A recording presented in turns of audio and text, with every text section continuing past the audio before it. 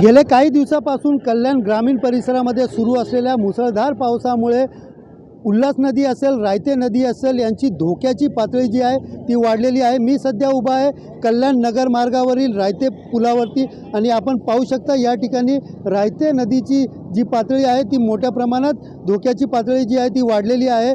आणि दुसरीकडे पाहायला गेलं तर कल्याण ग्रामीण भागामध्ये सुरू असलेल्या पावसामुळे एकंदरीत पाहायला गेलं तर बारवी धरण देखील क्षमतेपेक्षा जास्त भरल्याचं सांगितलं जात आहे। एकंदरीत बारवी धरणाचं पाहिलं तर 72.7 त्यांची धरणाची पातळी आहे, तर आत्तापर्यंत 71.80% मिलीमीटरची 80% जे आहेत ते बारवी धरण जे आहे ते भरलेलं आहे।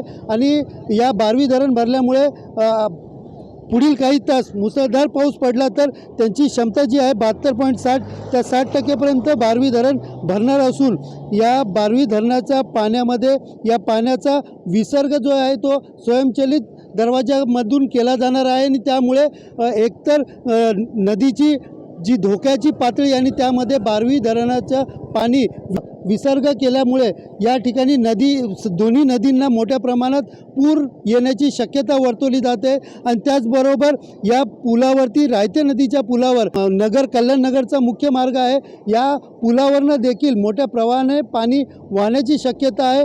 यासाठीच सतर्कतेचा इशारा म्हणून राष्ट्रीय महामार्गाचे कर्मचारी अधिकाऱ्यांनी वाहतूक पोलीस त्याचबरोबर स्थानिक पोलीस यांना हे पूल रहदारीसाठी बंद करण्याचे आदेश दिलेले आहेत।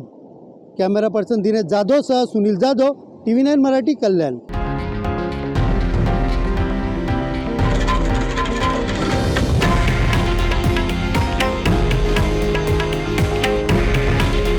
हे आहे देशातील नंबर 1 न्यूज नेटवर्क आणि आपण पाहत आहात TV9 मराठी। काळजी तुमची, हित महाराष्ट्राचं।